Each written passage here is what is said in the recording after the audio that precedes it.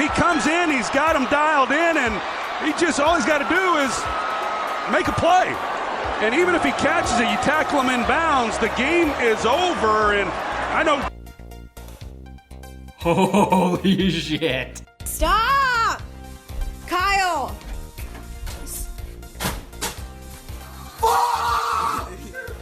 The Vikings win. Welcome to Holy Shit. The Vikings win with a walk-off touchdown. Are you kidding me? Oh my good griefly God. Jiggity wow. I can't even say words. This was crazy. This game was by far the most entertaining of the weekend. Yes, the Steelers and Jags had a ton of touchdowns, but that game never felt close. This game looked like the Vikings could run away with it in the first half, but then the Saints clawed their way back in like a bunch of rabid dogs and took the lead at the end of the game. We all thought it was over and that the Saints would win. But then the Vikings scored a touchdown on the final play because of a whiffed tackle by a very good player. This is exactly how you would script a perfect NFL game in the playoffs. My favorite tweet of the night belongs to @LionsFan886, who said, "When you tackle Manti Te'o's girlfriend instead of Diggs, you lose the game." It's funny and relevant because Manti Te'o is now a New Orleans Saint. Well played. Well played. Let's review this beautiful bastard.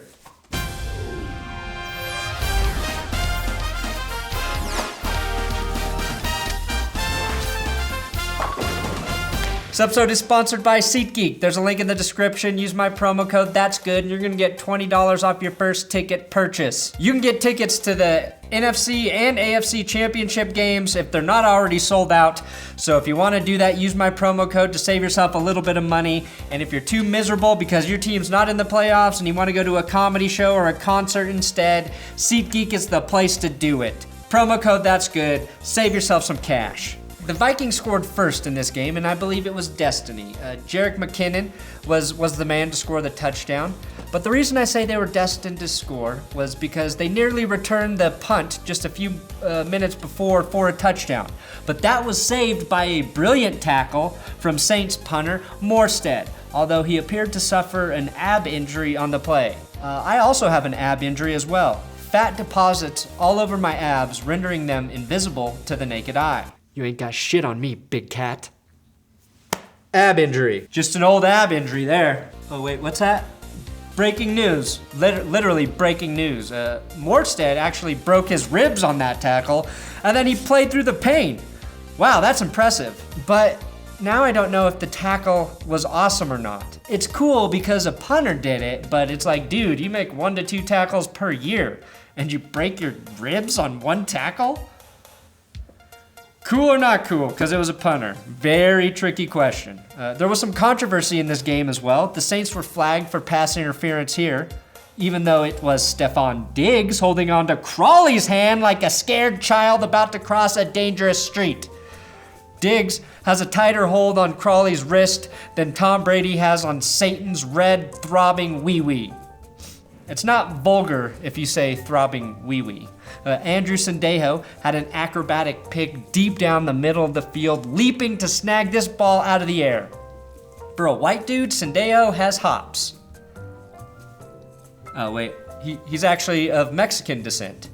If all Mexicans can jump as high as Andrew Sendejo, then Trump's stupid wall ain't stopping them from jumping over it. I can guarantee you that. The Saints lost an opportunity to score a touchdown due to an illegal shift by Ted Ginn Jr. I thought illegal shifts were only frowned upon in NASCAR. That little mistake was a big deal because it resulted in a tipped ball at the line of scrimmage that was picked off by the Vikings. Everson Griffen got just a tip, and Anthony Barr got the full shaft in with the pick here. Those missed points would obviously haunt the Saints later, just like the clap you pick up on Bourbon Street when visiting New Orleans. Case Keenum knows about the clap. Defense in Philadelphia, and the Skull Chant led by the new hero, Case Keenum.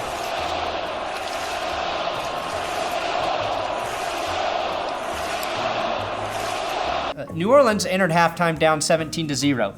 A big reason for that was the questionable pass interference calls going in Minnesota's favor and the Vikings' relentless pressure on Drew Brees. The Vikings defense dominated the first half of this game. Late in the third quarter, Andrew Sendejo was knocked out of the game. Literally, he was knocked out cold by Michael Thomas on a brutal hit. One angle of this hit looks innocent, but this angle, it looks like Thomas gives him a forearm shiver to the fucking face. Guess which angle the NFL showed on replay when they said the flag being picked up was the right call? The nice one. That's definitely a penalty, and Michael Thomas definitely saw him coming and took a shot at his head. I'd like to point out that pointing is a more serious infraction in the NFL than knocking a guy out cold. On the very next play, Drew Brees hits Thomas for a Saints touchdown to give them their first points of the day. You could argue that Sendejo is the most valuable player on the Vikings roster. The first play he's not in the game, the Saints score a touchdown. 3 minutes later, Drew Brees threw another strike to Michael Thomas for a touchdown to finally make this a game. The Saints were now only down 17-14, and that touchdown was set up by a bad throw from Case Keenum that resulted in an interception. Now finally, in the fourth quarter, Case Keenum was playing really well on third down. He was 8 for 10 with like 7:40 left in the fourth. But I thought the Vikings lost the game when their punt attempt was blocked, which gave Drew Brees the chance to have Alvin Kamara do a Le'Veon Bell impression and haul in this great catch in the end zone. Which running back looked more like a receiver making this catch today? Le'Veon Bell or Alvin Kamara? Bell didn't have to endure a nut shot after his touchdown though, that's for sure.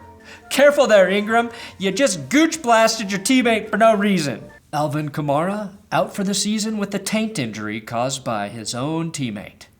It's not a good headline. That gave the Saints a 21-20 lead, setting up an amazing finish, just like a Mia Khalifa porn scene. Someone tweet her and ask her to retweet my videos to her 2.2 million Twitter followers now that she gets to be a sports talker. I used to work in porn too, Mia. Maybe show me a little love.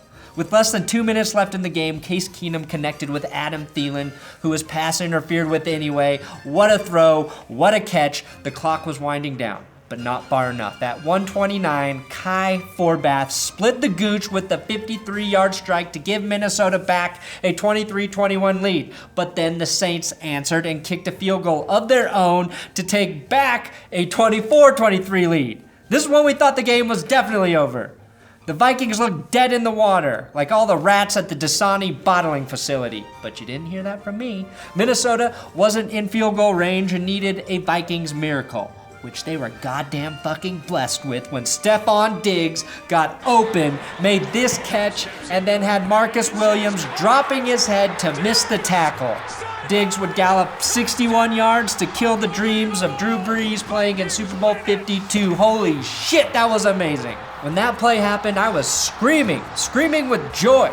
And I honestly wanted the Saints to win because they were my last chance to not look like a complete idiot this weekend, as I picked every single game wrong in my 4 prediction episodes.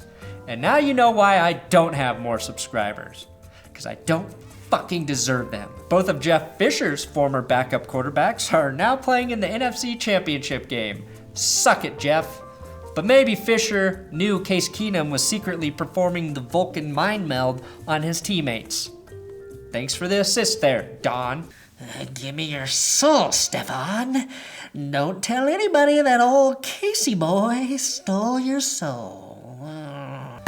Thanks for watching another episode of That's Good Sports. Make sure you subscribe here on YouTube. Please subscribe. And if you're on Facebook, share these videos. Sharing on Facebook really helps me out. I'm on Twitter at Brandon Perna. Real quick, let's go to the NFL Network to see what they think of Stefon Diggs' final play. Original gangsters.